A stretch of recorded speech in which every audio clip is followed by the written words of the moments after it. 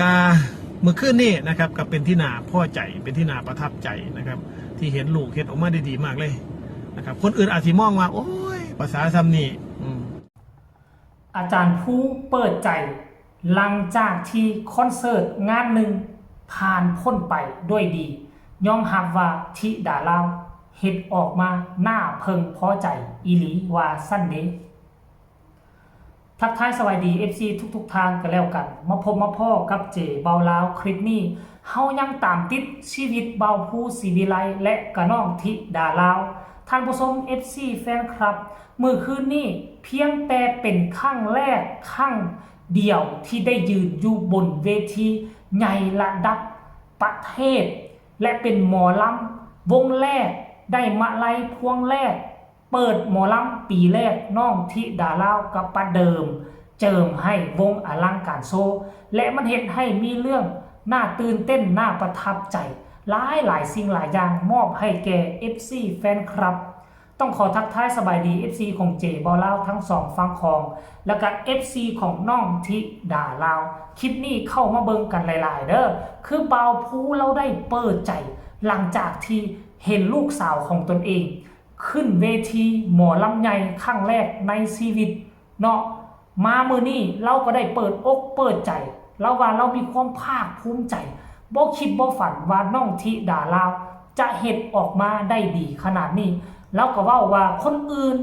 อาจจะเปรียบเทียบใช่ไหมเนาะคนอื่นอาจจะมองว่าโอ้ยเพียงแต่ซ้ำนี่เรื่องราวจิ๊บจ้อยซ้ำนี่ซื่อๆก็สิเอามาโม้ก็สิเอามาเว้าก็สิเอามาเคลมแบบเกินหน้าเกินตาเราก็บอกว่าคนอื่นอาจจะคิดแล้วนี่แต่สำหรับโตของเราเองเราบอกว่านะผู้เป็นพ่อผู้เป็นแม่ผู้ที่ปุ๊กที่ปั้นเห็นลูกตนเองอายุ11 ปีได้ไปยืนอยู่บนเวทีแล้วแสดงออกมาความขาดตกบกพร่องน่ะมีน้อยเดียวเท่านั้นซึ่งผู้เป็นพ่อเป็นแม่เราบอกว่าน่ะเกิดความภาคภูมิใจอีหลีอีหลอกบ่คิดบ่ฝันว่าน้องธิดาลาวจะแสดงออกมาได้ดีขนาดนี้อันนี้เฉพาะตัวเรานะบ่เว้าว่าคนอื่นเป็น FC ของศิลปินผู้อื่นเขาโด่งเขาดังความสามารถหลายกว่านี้เขามีประสบการณ์หลายกว่านี้เขาอาจจะมองอีกมุมมองนึงก็เป็นไปได้แต่ในมุมมองของเบาผู้เป็นพ่อเป็นแม่และในมุมมองของเบาเจผู้ที่เป็น FC แฟนคลับผู้ที่ติดตามเบิ่งแล้วก็คือเจบ่เล่าเฮ็ดคลิปนึงตอนเช้าไปแล้วบ่แม่นว่าน้องจะเลอประเสริฐ4แบบ 100% ให้ 100% คือจาก10คะแนนเจบ่เล่าขอให้อยู่8คะแนน9คะแนนเจบ่เล่าก็ให้เหตุผลไปแล้วในคลิปก่อนหน้านี้ให้ทุกคนไปไล่ฟังกันแล้วกันว่าสาเหตุย้อนหยังเจบ่เล่าจึงจากมัก10จะบ่ให้10จงไว้แน่เพราะมันก็มีบางจุดบางช่วงแต่ว่า FC แฟนคลับก็ส่งคอมเมนต์มาโต้แย้งบางคนก็ให้เหตุผลว่ามันเป็นแนวนี้เพราะว่าขึ้นเวทีมือแรกครั้งแรกมันก็ให้เป็นแนวนี้แน่เนาะแต่ถ้ากรณีว่าครั้งที่2ครั้งที่3น้องก็อาจจะปรับปรุงแก้ไขดีขึ้นกว่าเก่าแม่นอันนี้ยอมรับท่านผู้ชมเนาะอันนี้ติเพื่อกอวิพากษ์วิจารณ์เพื่ออยากให้น้องเปลี่ยนแปลงไปในทางที่ดีแต่ว่าถามว่ามึงว่านี่ขี้ไล่บ่ได้จาก10คะแนนเจบ่เล่าให้8ให้9คะแนนนั่นคือแสดงว่าสูงไหนครั้งแรกในชีวิตนะได้ถึง9ได้ถึง8นั่นหมายความว่าสูงขนาดเฮาน่ะบ่แม่นพี่แม่นน้องเฮาก็ยังหลงไหลเฮาก็ยังมีความภาคภูมิใจแล้วภาษาอีหยังเบาผู้ศรีวิไลเราจะบ่ภาคภูมิใจรายละเอียดให้ทุกคนไปเบิ่งคลิปนี้ฟังจากปากเบาผู้แล้วจึงมาพ้อกันในช่วงต่อไปชมพร้อมๆกันเลยงานเปิดวงหมอลำอลังการโชว์อยู่ที่อำเภอกูแก้วจังหวัดอุดรธานีครับเมื่อคืนนี้ก็เลยพาลูกมาจอดแวะพักกินข้าวอยู่ที่อำเภอเขาสวนกวางจังหวัดขอนแก่นนะครับซึ่งเมื่อแรกก็สิไปงานอยู่ที่งานเปิดวงของระเบียบวัฒนศิลป์นะครับที่ได้รับการประสานงานของพี่เอ๊ะนะครับหรือพ่อเอ๊ะของลูกๆในวงการนะครับแต่ว่าผู้เอิญเพิ่นพี่เอ๊ะนะเพราะว่าเอิญเพิ่นมาแต่ตลอดนะครับ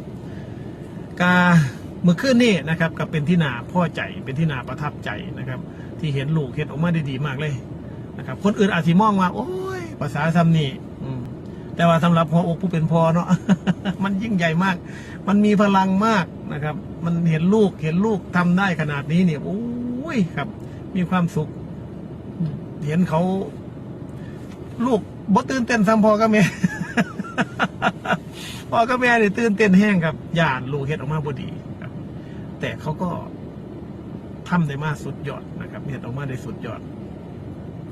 ก็คือทั้งน้องไอ้ศรีวิไลทั้งน้องปรารถนาศรีวิไลโดยเฉพาะน้องธิดาล่าวศรีวิไลครับ ซึ่งเป็นลูกสาวคนเล็กของบ้านฮักเข้าเนาะนะครับ ที่ผู้ใดก็หวังอยากเห็นน้องเจริญเติบโตทางด้านวงการศิลปินหมอลำนะครับเพื่อนๆพี่ๆน้องๆหลายๆคนนะครับพ่อๆแม่ๆต่างกะอยากเห็นเส้นทางการเดินทางของน้องเนี่ยที่ไป คลิปที่ทุกท่านได้ชมผ่านไปแล้วคือการเปิดใจของบ่าวภูศรีวิไลฟังสำเนียงเสียงเว้าฟังสีหน้าค่าตาและพวกเจ้าก็เบิ่งเอาว่าเราคิดแนวใดกับน้องธิดาลาวเรามีความภาคภูมิใจคือแนวใดคือเจบ่าวลาวน่ะก็คิดไปในใจแล้วว่าสิ่งที่เจบ่าวลาวคิดกับความเป็นจริงมันแตกต่างกันคนละสั้นเชิงเจบ่าวลาวย่านอย่างเดียวคือขึ้นเวทีไงคนเต็มอยู่หน้าเวทีย่านน้องสิตื่นตกใจและลืมคอร์ดเพลงลืมเนื้อเพลงแล้วก็ห้องต่อไปบ่ได้เกิดห้องให้อยู่เทิงเวทีสนะเพราะว่าเนี่ยเพราะว่าหลายคนศิลปินหลายคนนี่น่ะ